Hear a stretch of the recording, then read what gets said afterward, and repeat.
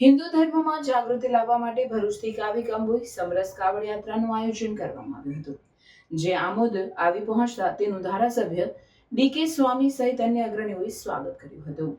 ભરૂચના ડભોયાવાડ સ્થિત પ્રગટેશ્વર મહાદેવ મંદિરેથી 108 જેટલા કાવડ યાત્રીઓ કાવી કંબોઈ સ્થિત સ્તંભેશ્વર મહાદેવ તીર્થ સ્થાને પાવન સલીલા નર્મદા મૈયાના જળ લઈને અભિષેક કરવા માટે રવાના થયા હતા.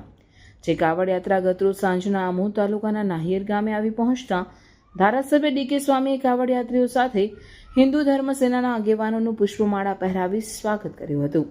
તેમની સાથે આમોદ તાલુકા ભાજપ મહામંત્રી મયુર સિરાજ, પૂર્વ મહામંત્રી ડોક્ટર પ્રવીણસિંહ રાઉલજી, સિદ્ધરાજસિંહ વાંસદિયા, જયેશ ઠાકોર, હરેશ પટેલ, વિશાલ વસાવા, વિરાજસિંહ રાજ, તાલુકા ભાજપના હોદ્દેદારો ઉપસ્થિત રહ્યા હતા.